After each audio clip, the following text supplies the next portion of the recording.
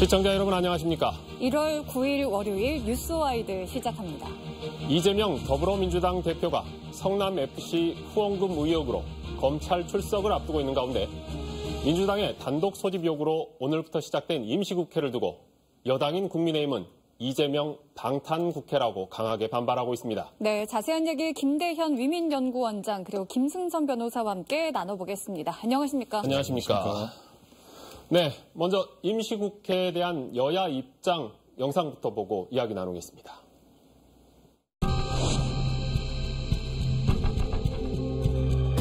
만약에 오늘부터 회기가 시작되지 않는다면 노웅래 의원에 대해서는 체포 동의 없이 바로 영장심사가 될 것이고, 또 오늘부터 임시국회가 시작되니까 이재명 의원이 내일 출석하기로 한 걸로 봐서 명백하게 방탄국회임이 틀림이 없습니다.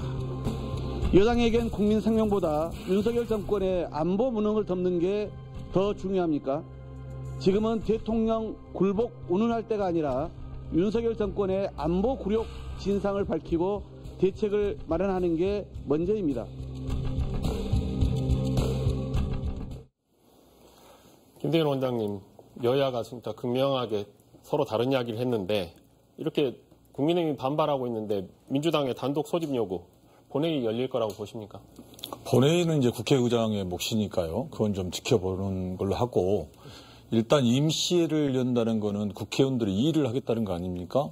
저는 거기에 대해서는 그 국민의힘이 반대해서는 안 된다 이렇게 보고 있고요.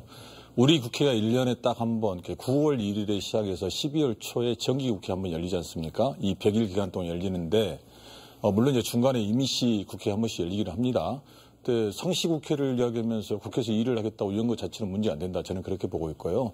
지금 양측이 충돌하는 문제는 뭐냐면 방탄국회냐, 하나는 그 민생 안보 문제를 다뤄야 한다. 좀 이건데 두 가지로 봐야 할 것 같아요. 민생 부분 같은 경우는 지난달에 12월에 못 끝냈던 화물연대 안전운임제 문제하고 노란봉투법 문제, 그리고 안보 문제는 얼마 전에 북한의 무인기가 대한민국 상공을 휘젓고 다녔는데 뭐 했냐는 거잖아요. 이걸 본회의를 통해서 국방부 장관과 통일부 장관을 불러서 질의를 하겠다는 게 핵심이거든요. 이게 방탄이 아니냐 문제는 이제 어쨌든 간에 국민들이 판단하는 문제고, 임시회 자체를 여는 것 자체를 가지고 왈가왈부할 정쟁의 상대 대상으로 삼는 건 아니다. 저는 그렇게 일단 보고 있습니다. 네, 이 방탄... 원장님은 근데 그렇게 보시지만 결국은 여당의 의견을 무시하고 야당인 민주당이 단독으로 했다는 게 지금 그게 사실은 문제가 되는 것이지, 뭐 여야가 합의해서 임시국회를 했다면 당연히 좋은 일일 텐데 그렇지 않은 게 문제 아닌가요? 그러니까 저는 이제 민주당의 입장에서 봤을 때 민생 문제하고 안보 문제잖아요. 그렇죠. 그러면 이재명 당대표 리스크가 이제 문제 삼는다면 내일 출석하겠다는 거 아니에요. 이재명 대표가 출석하겠다고 공언을 했단 말이에요. 만약에 출석하지 않겠다고 임시국회를 열었다면 그런 오해가 있을 수도 있는데, 그럴 때수록 좀 이원화시키는 것도 중요하다. 저는 그렇게 보고 있는데, 여야가 어느 한쪽이 주장을 하면은 무조건 반대하는 이 강대강으로 가는 것 자체가 저는 사실 문제가 있다 이렇게 보고 있거든요. 그래서 지금 이 문제는 여야를 떠나서 임시국회 열고 그 안에 내용이 없고 알맹이 없다면 그 판단들은 국민들이 할 거다. 그게 불과 한 달 뒤잖아요. 임시국회가 한 달 동안 열리니까. 그래서 열기 전부터 이렇게 정치적 쟁점화시켜서 싸우는 게 나는 맞지 않다. 저는 그렇게 보고 있습니다. 네. 그런데 이제 여당에서는 방탄용 국회다라고 이야기를 하는 이유가, 이제 만약에 검찰이 향후에 이 대표를 향해서 구속영장을 청구를 했을 때 이제 그때를 대비해서 이제 국회의원 불체포 특권을 행사하기 위함이 아니냐라고 이제 주장을 하고 있는데요. 우선 이 구속영장 청구 가능성 얼마나 보고 계십니까? 예, 일단 이 사건이 이미 한번 경찰 단계에서 혐의가 없다라는 이유로 불송치 결정이 내려졌던 사건이고, 뭐 새로운 증거가 발견됐다라는 이유로 다시 이제 기소가 성취가 됐습니다만, 당대표인 이재명 대표가 실제로 이제 내일 출석을 하기로까지 된 마당에 이 이후에 어떤 직접적인 어떤 뭐 문건이라든지 어떤 뭐 증거 인멸의 어떤 정황이 발견된다든지 그런 것들이 객관적인 자료로 확인되지 않는 이상 뭐 단순히 참고인 어떤 진술 그런 것들만으로 구속영장이 청구된다면 그것은 법조인의 입장에서는 굉장히 부당한 구속영장 청구라고 보이고요. 그럼에도 불구하고 검찰이 소환조사 이후에 당대표에 대해서 구속영장 청구한다면 그건 명확하게 어떤 정치적인 압박 수단으로 활용되는 것으로밖에는 보이지 않는다. 이런 입장이라서 보수적으로 저는 영장 청구 가능성이 낮아야 한다라고 생각을 하고 있습니다. 그러면 굳이 출석이 아니라 이제 뭐 서면이나 이런 거로는 어려웠을까요? 이 사건 그러니까 조사가? 이미 이제 그 전에 경찰 단계에서 조사를 받았을 때는 출석 요구를 이제 동의하지 않았고 서면 조사만 이루어진 상태로 무혐의 결정이 나왔는데 이제 검찰에서 출석 요구를 하는 것 자체도 사실은 이제 거부를 할 수도 있었고 또 회기 중에 이제 현역 의원에 대한 불체포 특권이 있고 또 영장 청구가 실제로 강행이 된다 하더라도 체포 동의안이 가결될 가능성은 현실적으로 낮기 때문에 그런 리스크가 실제로 크진 않음에도 불구하고 당대표인 이재명 대표가 실제로 직접 출석 의사를 밝혔기 때문에 순리적으로 조사를 임하겠다 뭐 이런 입장인 것으로 확인되고 있습니다. 네, 우선 대표님 그 10일과 12일 사이에 할 거다라고 생각을 했는데 이 대표가 10일을 선택했습니다. 이 날짜를 빠르게 선택한 어떤 이유가 있을까요?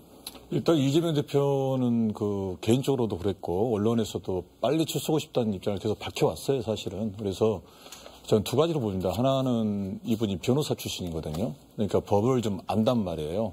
성남 FC 문제 같은 경우는 이미 무혐의 났던 사안이고 또 본인이 지금 검찰에서 말하는 연관성에 대해서 관여했다는 증거가 없기 때문에 당당히 나가겠다는 거고, 두 번째는 이걸 통해서 대장동 문제라든가 다른 백현동 문제라든가 선거법 문제를 검찰의 무리한 기소라는 걸 보여주기 위함으로 저는 이렇게 빨리 나간다고 보고 있거든요. 그리고 굳이 하나를 더 이야기한다면 지금 민주당 내에서도 계속 이재명 당대표 리스크 이야기 나오니까 이 부분을 좀 본인이 직접 출두해서 지지자라든가 민주당 당의 의원들에게 좀 괜찮다는 걸 보여주기 위한 시그널은 아닌가. 그래서 좀 서두른 면도 있지 않나 싶습니다.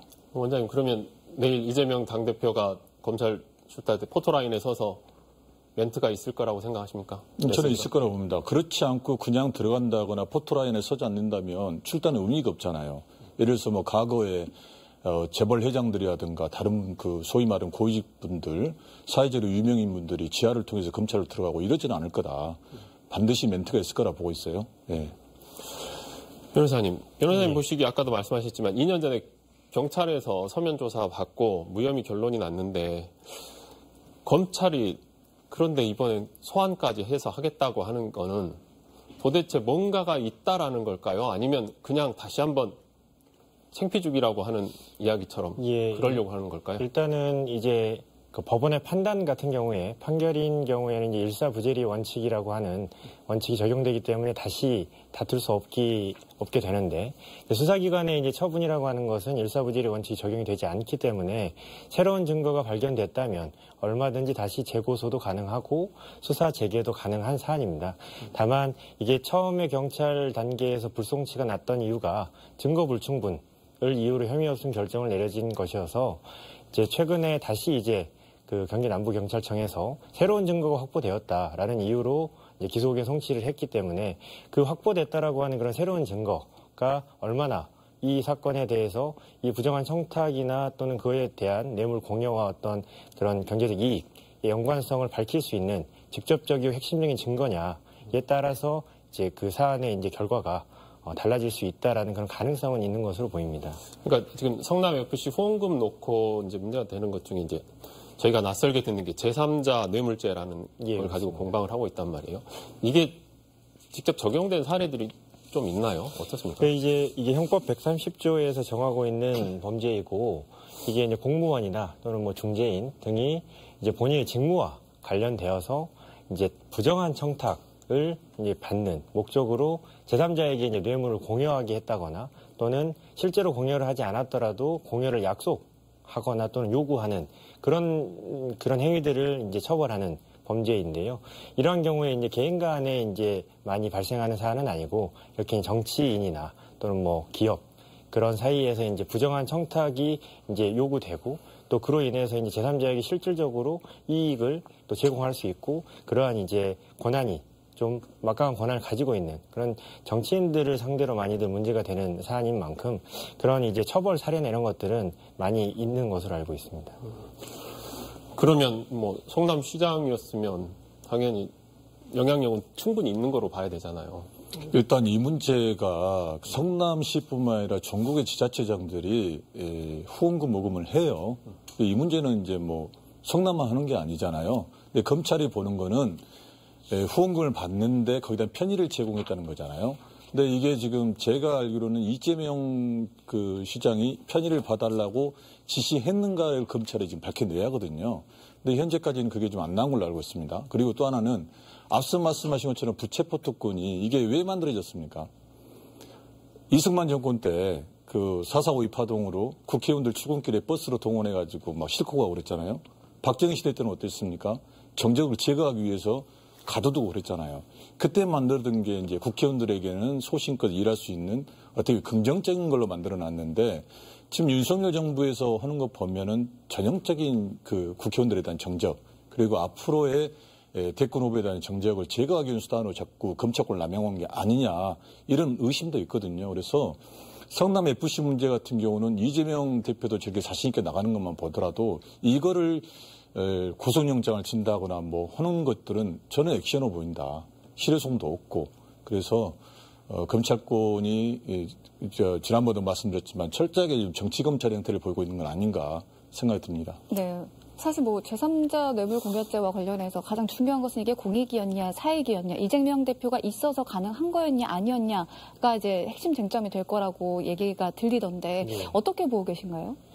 네, 일단 이게 이제 성남 FC 같은 경우에는 이제 사유 구단이 아니고 시 소속 구단이기 때문에 당시에 이제 시장으로 재직했던 이재명 이제 대표가 충분히 이제 그 구단주의 위치에 있었고 또한 이 성남시장이라고 하는 이제 그 공직자의 이제 지위에 있었기 때문에 만약에 두산건설 등 이제 이런 뭐 건설사나 이제 뭐 다른 이제 기업들로부터 이제 정상적인 어떤 기업 유치 그런 방식이 아니라 어떤 이제 뭐 부지 용도 변경이나 이런 것들을 이제 부정한 청탁을 받고 그거에 대한 대가로서 후원금을 받은 것이라면 이와 같은 이제 제3자 뇌물 공여죄가 성립될 가능성도 있지만 그것이 아니고 성남시장으로서 정당하게 기업인들로부터 시 어떤 발전과 또는 이제 시 예산 운영에 이제 필요한 그런 후원금을 지원받고 그 후원금이 개인의 어떤 사익으로 어떤 지불된 것이 아니고 어떤 시의 어떤 활동에 공익적 목적으로 사용됐다면 전혀 이 문제가 생길 여지는 없다고 생각을 하고 있습니다. 네.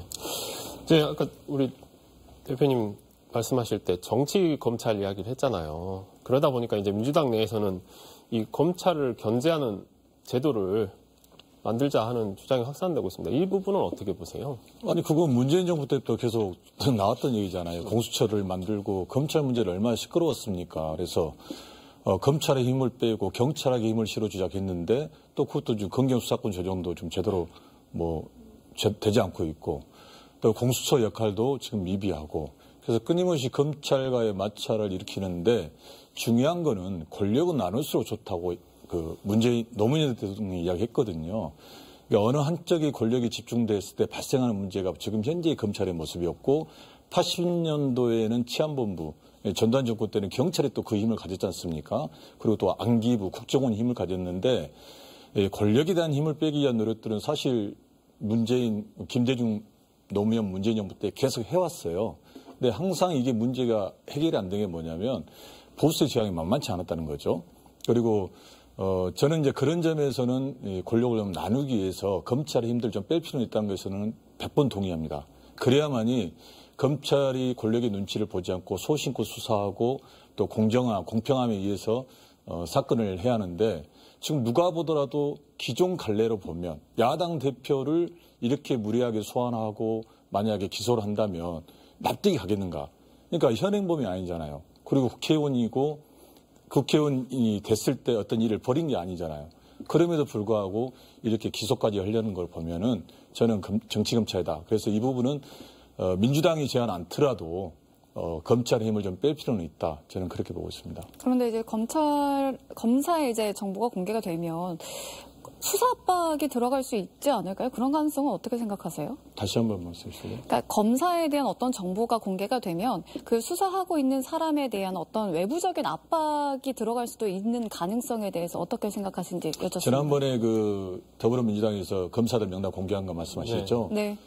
사실 저는 그 과거에도 그 이야기를 들었어요. 우리가 약간 내용이 틀리지만 그 학자들이라든가 어떤 그 용역을 한 사람들이 그 정치인들의 입맛에 맞게 지방자치단체의 입맛에 맞게 용역을 좀 변형시켜주거나 잘못된지 알면서도 그 해주잖아요. 그때 제가 제안했던 게 이름을 걸고 해라.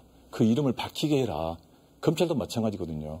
본인 수사들이 떳떳하고 나중에 후대에 남을 수 있게끔 이름을 밝히고 오후를 밝히면서 수사하는 것도 나는 나쁘지 않다고 본다. 이게 굳이 개인 신상 정보, 다른 모든 공무원들은 다 열람이 됐지 않습니까? 근데 왜 검찰만 익명 속에 소위 말해서 좀 숨어서 하는 거에 대해서는 저는 아니다. 그래서 저는 그 공개된 것에 대해서는 부정적으로 생각하지 않습니다. 네, 일각에서는 사법 체계를 뒤흔들 만한 일이다라는 평도 있는데요. 법조인으로서 어떻게 생각하시나요? 예, 일단 김대현 원장님께서 말씀해 주신 것처럼 문재인 정부 때 이제 여러 가지 방식으로 이제 검찰의 이제 권한을 축소하려고 하는 검찰 개혁이 시도되었고, 실제로 이제 검경 수사권 조정이라든지 또는 이제 그 검찰의 이제 인지 수사 권한을 이제 대폭 축소하는 그런 검수완박 법안이 이제 시행 중에 있습니다. 그럼에도 불구하고 이제 현행법상 기소에 대한 절대적인 독점권이 검찰에 있기 때문에 결국 이 부분이 개선되지 않는 이상은 수사를 아무리 열심히 해도 기소를 해주지 않으면 재판을 할 수가 없고, 또 아무리 증거가 불충분하더라도 검사가 기소를 강행하면 재판을 받아야 되는 이러한 절대적인 권력이 아직도 여전히 검찰에게 있다, 이렇게 보이고요. 그리고 이제 법원과 비교를 해보면 이미 이제 소송법상의 이제 법관에 대해서는 제척이라고 하는 것도 있고, 또 이제 관련자가 이제 법관이 되었다고 하면 이제 기피 신청도 있고요. 또 회피라고 하는 제도도 있습니다. 이런 게 명문화되어 있는데, 그에 반해서 이제 검사에 대해서는 검사가 이제 전체 검사가 동일체다, 이른바 이제 검사 동일체 원칙이라고 하는 것이 인정되기 때문에 수사검사나 공판검사가 바뀌더라도 사실상 검사는 단일 동일체이기 때문에 기피나 회피가 전혀 인정되지 않고 있었습니다. 그래서 오히려 지금 이렇게 논의가 지금 되고 있는 검사 회피제나 또는 실명제 이런 것들이 도입된다면 판사도 본인이 쓰는 판결문에 자기 이름이 공개되고 법정에서 판사에 제적한 출석한 판사의 성명이 외부에 공개가 됩니다. 그런 것처럼 수사를 담당한 검사가 수사 검사로서의 어떤 실명이 공개되는 것이 과연 수사의 어떤 외압을 불러일으키는 어떤 요소가 될 수 있느냐는 오히려 좀 다소 이제 부정적으로 생각이 되고요. 오히려 이미 지금 현행 제도상에서도 높은 이제 부장검사나 검사장 출신급 이상의 이제 변호인을 선임을 하는 경우에 내부적으로 수사검사가 누군지 다 특정을 하고 개인적으로 연락을 할 수 있는 그런 방법이 얼마든지 있기 때문에, 다만 수사검사의 어떤 신원이 공개적으로 노출이 된다고 해서 외압에 대해서 위험이 노출되는 그런 상황이 발생할 것이라고만 보이지는 않습니다. 네. 그 이야기는 여기까지 하겠고요. 국민의힘 이야기 좀 하겠습니다. 국민의힘 이번 주가 전당대회 분수령이 될 것으로 보이는데요. 오늘 안철수 의원이 윤 대통령과 자신은 운명 공동체라고 하면서 당대표 공식 출마를 선언했습니다. 운명 공동체. 원장님 어떻게 보세요? 글쎄요. 별로 와닿지가 않는데 본인이 이제 윤심에 기대지 말자고 해놓고 윤 대통령과 운명 공동체라는 말이 좀 가슴에 와닿지는 않거든요. 그리고 어쨌든 간에 윤석열 대통령도 그랬지만 안철수 전 대표 같은 경우도 국민의힘에 어떻게 보면 적자는 아니지 않습니까? 그런 상황에서 저는 이제 이분이 당대표가 된다는 과정에서 나온 건 아닌 것 같고, 이제 국민의힘으로서 활동을 하기 위한 교두보 차원에서 움직이고 있다고 보고 있거든요. 그러니까 최종 목표야 윤석열 대통령 이후에 대권 경쟁 가도에서 우위를 점하기 위한, 물론 당대표가 되면 최고의 자리겠지만 현재 지지 기반이 약하기 때문에 그 윤석열 대통령 소위 말해서 윤심파를 한 것 같은데요. 윤석열 대통령이 집권 후반으로 갔을 때는 또 안철수 대표가 어떻게 발언할지는 좀 지켜봐야 할 것 같은데, 저는 그때 또 다른 소리를 할 것 같아요. 다른 소리를? 네. 운명 공동체 대신에. 아니, 대선 때 그 윤석열 대통령을 투표하면 손가락을 잘라야 한다고 했던 분이 바로 다음 날 그 단일화를 한 걸 보면서 지금 이 정치적 수사가 윤석열 대통령 지지율 떨어졌을 때는 다르게 또 나오지 않겠습니까? 네. 그럼 안철수, 나경원 의원보다 사실 김기현 의원에 주목하시는 분들이 더 많은데요. 이 부분 어떻게 보고 계신가요? 그러니까 이제 이게 한국 정당의 제도화 수준인데요. 이게 제도화가 뭐냐면 그 정당이 사당화되어 있는가, 민주적인가 그리고 공천 과정이 투명한가를 그 척도를 재요. 근데 이 우리나라의 정당의 제도와 수준이 OECD 선진국에서 꼴찌예요. 더구나 아시아의 6개국, 필리핀이나 태국보다 못해요. 그만큼 우리나라 정당이 사당화되어 있고 비민주적이라는 게 전 세계에 알려져 있습니다. 굉장히 창피한 수준이잖아요. 그럼에도 불구하고 여전히 그 대통령에 대한 사당, 뭐 야당에서는 뭐 당대표 사당화 논란이 있지 않습니까? 그런 것들 너무 부끄러움 없이 이야기하는 것이 저는 그 2016년 그 친박 논쟁 때 어떻게 박근혜 전 대통령이 망했는가를 좀 반면교사 삼는다면 안 그래야 하거든요. 그때 당시에 누가 진짜 친박이냐, 누가 진실한 친박이냐 서로 싸웠잖아요. 근데 어떻게 됐어요? 대통령은 탄핵되고 국회의석은 200석을 장담했는데 123석인가 122석인가 얻었잖아요.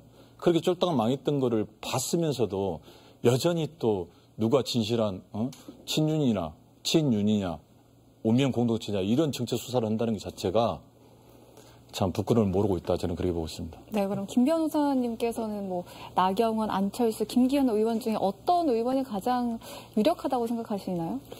뭐 일단 여론조사 결과만 보면 여전히 이제 나경원 부위원장이 압도적으로 이제 1위를 기록하고 있고요. 그 뒤를 이어서 이제 안철수 의원 그리고 그 3위로 이제 김기현 의원이 최근에 이제 어떻게 보면 이제 그 김장연대를 통해서 이제 권성동 의원이 이제 불출마 선언을 한 이후에 사실상 이제 친윤계 의원들을 이제 좀 결집하고 세력을 확장해 나가는 그런 모양새인데요.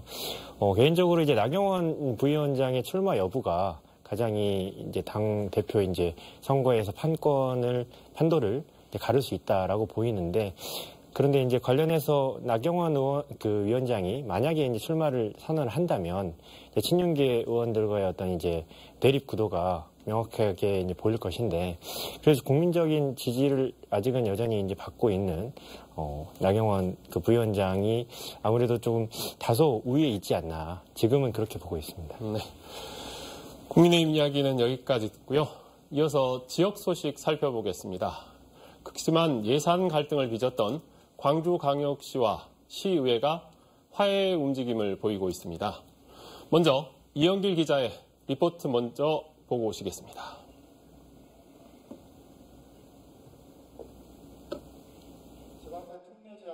새해 예산안이 증액 없이 삭감만 이뤄지자 강기정 광주시장은 강한 어조로 의회를 비판했습니다. 의회에서 전체를 동의하지 않는다는 이유로 화풀이식 예산 삭감을 하는 것은 옳지 않다고 생각합니다. 이에 맞서 광주시의회 의장도 강 시장의 독선과 아집을 꼬집으며 두 기관의 갈등은 폭발했습니다. 탄핵과 조정이 이루어지지 못한 부분은 안타깝게 생각합니다. 보름 넘게 살얼음판을 걷던 광주시와 의회가 갈등 해소를 위한 움직임을 시작했습니다. 우선 현지 시간 5일 미국에서 개막한 CES에 광주시장과 시의회 의장, 산업건설위원회 소속 시의원들이 함께 참여했습니다. 6박 8일간의 일정을 동행하며 서로 간의 이해의 폭을 넓힐 것으로 전망됩니다. 광주시와 시의회의 갈등이 해소될 경우 평년보다 2개월 이상 빠른 2월 추경설이 나오고 있습니다. 시급한 가문 관련 예산과 민생 관련 예산이 중심이 될 것으로 전망됩니다. 소신의 차이는 당연히 있을 수밖에 없고 대화와 소통을 통해서 타협과 조정을 하는 그런 모습을 보이기를 시민들은 당부하고 있습니다. 다만 광주시와 시의회의 지난 갈등이 시민을 위해 꼭 필요한 예산만 편성하자는 차원에서 발생한 만큼 갈등 봉합에서도 이 원칙은 반드시 지켜져야 한다는 지적입니다. KBC 이영길입니다. 네, 이영길 기자 나오셨는데 네. 지난해 12월이니까 이제 뭐 한 3주 정도 지났어요. 예. 벌써 갈등이 많이 봉합된 것 같습니까? 그러니까 리포트에서 보셨던 서로 감정이 격양된 게 지난 12월 14일입니다. 그러니까 지금 약 한 3주 정도 지났는데요. 그 사이에 지금 공식적인 만남이 시의회 의장과 광주시장 간의 만남이 지난 12월 31일 민주회종 타종식에서 한번 있었고요. 그 외에는 공식, 비공식 만남이 없는 것으로 지금 확인이 되고 있습니다. 그런데 이제 다만 지난 수요일이었죠. 시장과 시의회 의장이 함께 지금 미국으로 떠나 있습니다.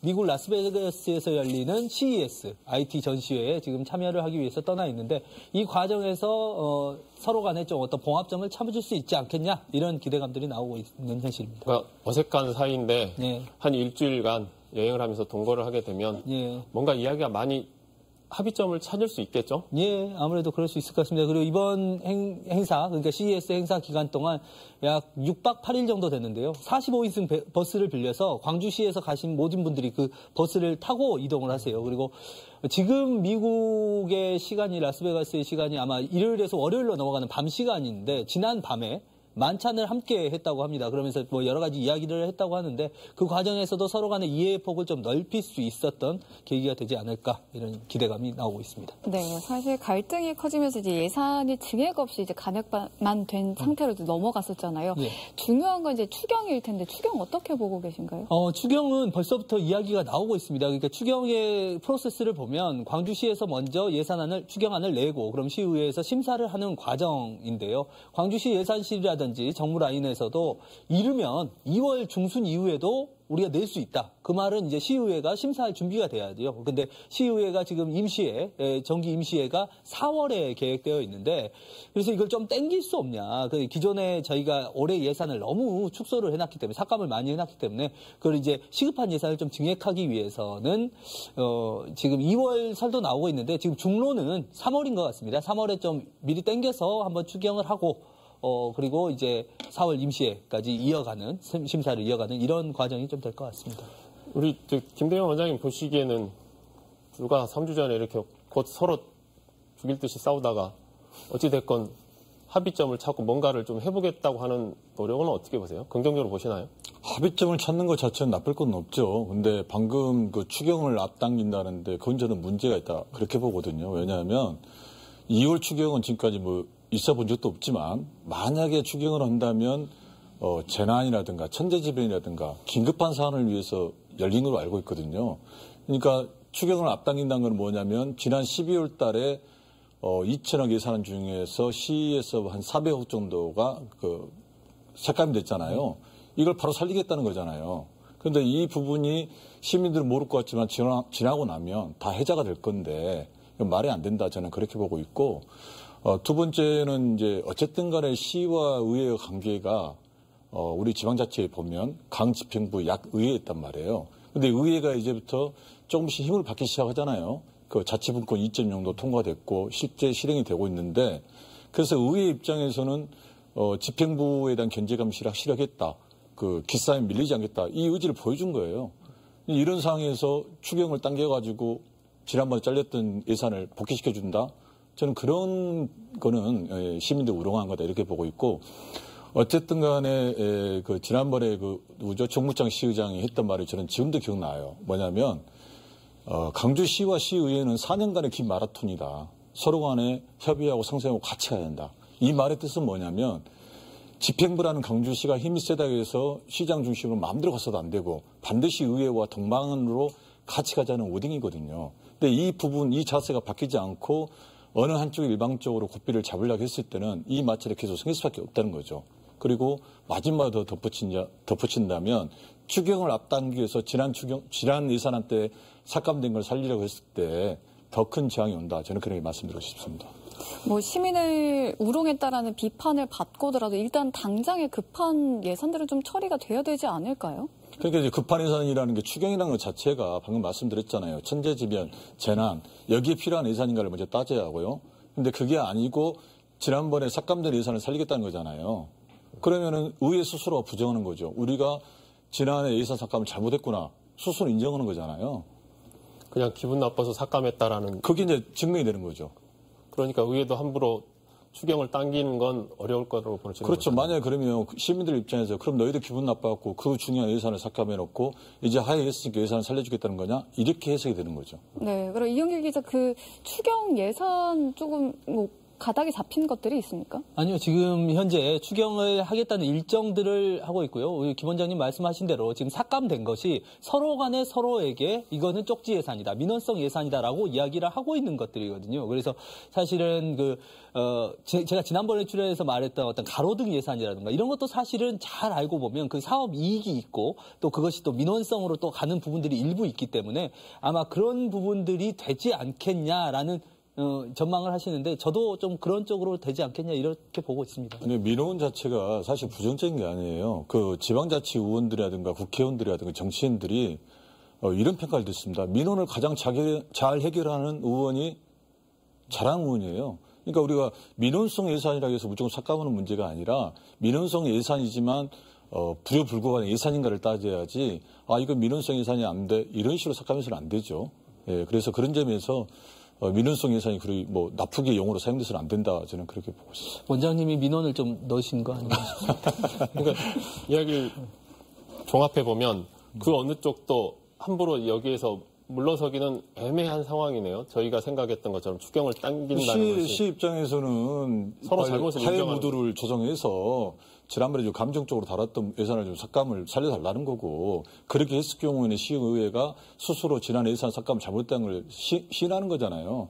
그리고 제가 지난번 이 방송에서 말씀드렸지만 국가 예산도 늦어지면 그 피해가 어디서 보냐면 1, 2월 달에 집행될 예산이 집행이 안 돼요. 그러니까 예산이 확정된 날로부터 한 달 정도의 행정적인 그 기간이란 말이에요. 그 계획 목표도 세우고 또 국무회의도 통과해야 하고 이게 늦어지면 결국은 예산 집행이 늦어지니까 절속 집행이 이루어진단 말이에요. 시의회도 마찬가지예요. 그래서 예산이 지금 2월 달로 땡긴다는 거는 이러다가 또 졸속 행정으로 졸속 집행이 되는 거 아니냐 그런 우려를 저는 하는 겁니다. 네. 두 분과의 광주시와 시의회 갈등 화해 이야기는 여기까지 나눠보고요. 이어서 시청자가 주목한 뉴스 탑10 함께 하시겠습니다.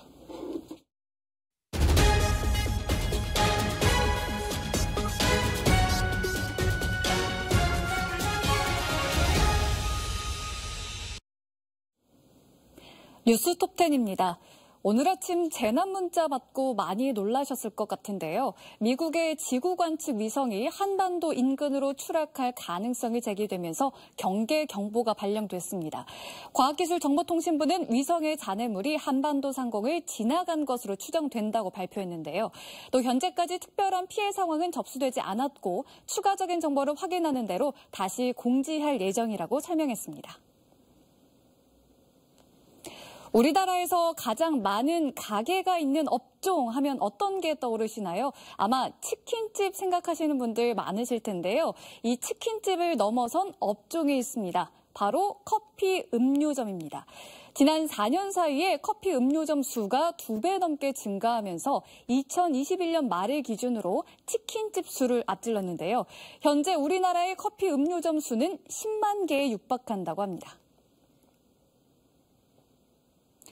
김부영 경남 창녕 군수가 오늘 숨진 채 발견됐습니다. 김 군수의 가족들이 김 군수와 연락이 닿지 않아 경찰에 실종 신고를 했고요. 수색에 나선 경찰이 창녕의 한 야산에서 숨진 김 군수를 발견했습니다.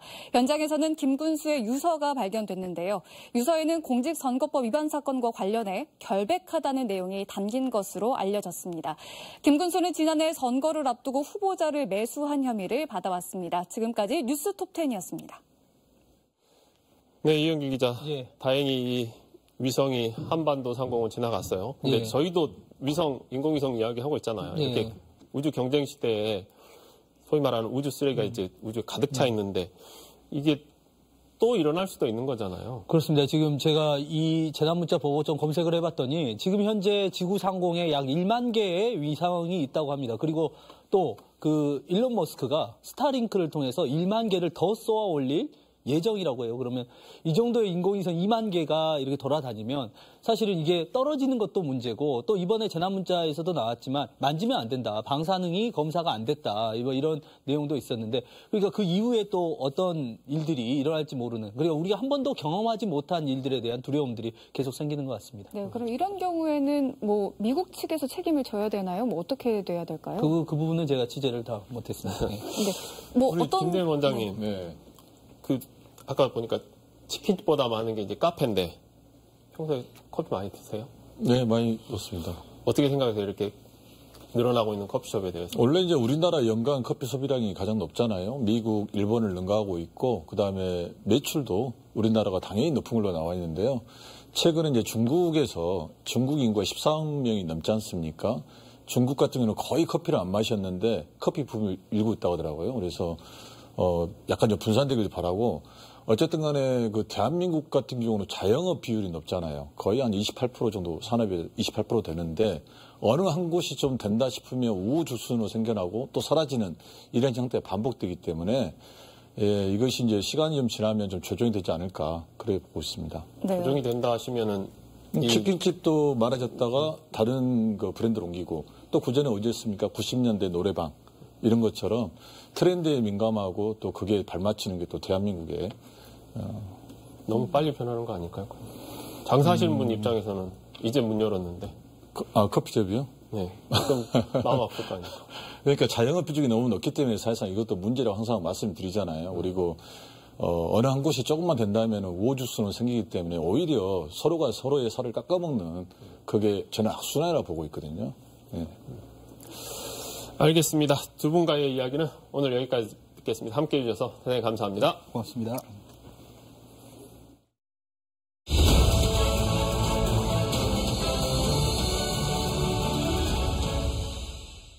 서울광역방송센터입니다. 여의도 초대석 오늘은 국민의힘 전당대회 당대표 출마 여부로 초미의 관심을 받고 있는 나경원 저출산 고령사회위원회 부위원장과 함께 관련 얘기를 좀 자세히 묻고 들어보도록 하겠습니다. 선생님 어서 오십시오. 안녕하세요. 일단 전대 얘기하기 전에 지난 5일 신년 기자간담회에서 저출산 대책 관련해서 지금이 마지막 골든타임이다고 말씀을 하시면서 꼭 필요한 정책은 과감하게 도입하겠다 이렇게 강조를 하셨는데 뭐 구체적인 안 같은 게 나온 게 있나요? 저희가 이제 출산과 관련해서 네. 사실은 그동안 출산을 강요하는 정책으로는 극복되지 않았거든요. 네. 그래서 저는 결혼하고 싶은 사람 결혼을 할 수 있게 하고 또 두 번째 아이를 낳고 싶은 사람은 아이를 낳게 해주고 네. 그다음에 아이를 기르기 편하게 하는 이 세 가지가 한꺼번에 종합적으로 움직여져야 된다. 그래서 이런 부분 다 종합해서 좀 더 생애 첫 출발을 하는 사람들 결혼을 해서 첫 출발을 하는 사람들이 쉽게 시작할 수 있도록 이자나 원금이 또 아이의 출산에 따라서 조금씩 탕감될 수 있도록 하는 제도를 저희가 지금 검토하고 있고요. 이제 조금 더 디테일하게 만들어 봐야 될 것 같습니다. 실질적으로는 좀 재정 부담이 또 큰 부분이 있고요. 그래서 몇 가지 모델을 만들고 있습니다. 네. 결국 문제는 돈 예산인데 그렇죠. 어떻게 충당을 할 수 있을까요? 예산이 이제 원금을 국가가 보전하기 시작해주면 그때부터는 예산이 이제 좀 많이 들죠. 네. 12조 정도 저희가 연 그래서 적지 않은 돈이죠. 그렇다면 이제 어디서 이것을 줄일 것이냐에 대해서 여러 가지 논의 중이고요. 네. 그래서 조금 뭐 저희가 안을 마련했지만 이것을 좀 더 구체화하는 데는 조금 더 시간이 필요하다라는 말씀을 드립니다. 알겠습니다. 의원님 페이스북 보니까는 새해 인사로 이청득심의 자세로 하나에서 100까지 늘 널리 듣고 실천하겠다 뭐 이런 각오를 밝히셨던데 이청득심 이건 어떤 취지 말씀인가요? 뭐 널리 듣겠다는 말씀이죠. 뭐 네. 다른 뭐 우리가 뭐 정치를 하든 어떤 자리에 있든 네. 사실 듣는 것만큼 강한 리더십이 없지 않습니까? 저는 늘 현장과 소통하는 걸 좋아하는 편이고 그래서 네. 뭐 늘 제가 탁상에서의 좋은 아이디어도 중요하지만 현장에 항상 답이 있다라는 네. 이야기를 많이 하는데요. 그래서 늘 항상 어떤 일을 하든 듣는 자세로 하겠다 이런 뜻입니다. 듣는 쪽 말씀을 하셨는데 이청 들음으로써 득심 마음을 얻겠다는 건데 누구의 어떤 마음을 얻겠다는 건가요? 국민의 마음 제일 중요하지 않겠어요? 우리 국민의 마음인가요? 국민의힘 당원들의 마음인가요? 국민의 마음과 당원들의 마음은 결국은 일치할 거라고 생각을 합니다. 그래서 이 국민 마음 따로 있고 당원 마음 따로 있는 것 아니라고 생각을 하고요. 물론 이제 국민 마음에서 이 저희를 절대 지지하지 않는 분들까지도 다 포함해서 하기는 어렵겠죠. 근데 국민 마음과 당원 마음은 결국은 일치하게 될 것이다 이렇게 생각합니다. 뭐 애둘러서 물어봤는데 당심 여론조사에서 뭐 지금 차기 당대표 계속 1등을 하고 계시는데 단도직입적으로 나오시는 거죠? 저는 사실은 뭐 여론조사 1등은 네. 뭐 지난 가을부터 시작된 여러 가지 여론조사에서 사실 국민의힘 지지층에서는 거의 제가 한 번도 1등을 놓친 적이 없지 않나 이렇게 봅니다. 근데 사실은 뭐 당을 좀 지켜보고 있는 입장이었고요. 저희가 뭐 윤심하지만 가장 중요한 것은 윤 대통령 성공을 위한 마음이어야 되지 윤심이라는 것이 다르지 않다고 생각을 합니다. 그래서 윤 대통령 성공을 위한 마음이 저도 뭐 아마 우리 당원 누구나 다 똑같이 가장 강하게 뭐 다들 강하게 있다고 생각을 하고 왜냐하면 그렇지 않으면 내년 총선에 이기기 어렵지 않습니까? 근데 이 전당대회에도 하나의 어떻게 보면 우리의 퍼포먼스고 거기서 국민들의 마음을 더 얻어야 되는데 전당대회 모양이 좀 어떻게 진행되느냐를 조금은 지켜보고 있었어요. 근데 최근에 전당대회 모습을 보면서 이 관전만 하는 것이 맞느냐에 대한 고민이 깊어졌고요. 그래서 좀 더 조금 마음을 조금 굳혀가고 있는 중이다. 이렇게 보시면 되겠습니다. 관전만 해서 되겠느냐는 거는 플레이어로 뛰시겠다는 말씀인 거네요, 그러면? 뭐 조금 더 마음을 굳혀가고 있다. 이런 정도 보시면 되겠습니다. 뭐 내년 총선 얘기 말씀을 해주셨는데 아무래도 이제 수도권, 서울, 경기, 인천 이쪽이 뭐 의석수도 제일 많고 거기가 제일 중요한데 여론조사 같은 거 보면은 수도권에서도 지금 저는 뭐 지금 수도권 뭐 후보론 뭐 이런 거 갖고 이제 다들 이렇게 한바탕 뭐 굉장히 극한 단어가 있으면서 충돌들 하셨는데요. 사실 우리 총선의 승부처는 역시 수도권이거든요. 저희가 지난번에 대패한 이유도 수도권에서 대패했기 때문이거든요. 그래서 수도권의 민심을 얻는 후보는 얻는 것은 너무나 중요한 총선의 필요 조건이다, 충분 조건이라고 생각을 합니다. 그래서 이번 총선을 이끌 당대표는 당연히 수도권 마음을 얻을 수 있는 당대표여야 된다라고 생각을 하고요. 그래서 뭐 수도권 출신이냐 아니냐를 떠나서 수도권의 마음을 얻는 당대표가 필요하다라는 점에서는 저는 뭐 이론의 여지가 없다 이렇게 봅니다. 수도권의 마음을 얻는 당대표라는 측면에서 위원장님의 뭐 강점, 경쟁력 그런 게 어떤 게 있을까요, 그러면? 저야 뭐 수도권에서 정치를 계속 해왔죠. 사실 수도권의 험지라는 곳에서 늘 뭐 당이 명령하면 제가 그 명령에 받들어서 출마했었고 나가서 살아서 돌아오시고 그런데 사실 이제 수도권에 정치하려면 정말 더 이청득심의 자세가 필요합니다. 그래서 그런 부분에 늘 훈련되었고 수도권의 정서를 가장 뭐 잘 안다라고 감히 말씀드릴 수 있겠습니다. 이게 명시적이든 묵시적이든 출마 선언을 뭐 하시려면은 어쨌든 윤석열 대통령께서 위원장, 부위원장직도 주시고 기후변화대사도 임명을 하시고 했는데 뭐 동의 뭐 이런 게 약간 필요할 것 같은데 이런 부분은 어떻게 보고 계시나요? 뭐 아시다시피 제 자리가 뭐 굉장히 중요한 업무에 관련된 것이지만 사실 저출산고령사회위원회가 직원 19명의 예산 20억짜리 위원회입니다. 뭐 저는 그 자리에서 제 최선을 다했고요. 사실은 컨트롤 타워 역할을 해서 이제 부처 컨트롤 타워에서 하는 건데 뭐 힘이라는 게 있어야지 하고 싶은 정책 맞다고 하는 것을 할 수 있을 텐데요. 뭐 인구 문제나 기후 문제에 아마 당대표가 관심을 가지면 더 많은 일을 할 수 있을 것 같습니다. 겸직을 할 수 있다는 말씀인가요? 아니요. 그게 아니라 뭐 그 자리라는 게 컨트롤 타워. 한마디로 부처 간의 협업과 조율이 필요한 것인데 그 자리를 제가 출마하게 된다면 당연히 사의를 표명해야 될 것이고요.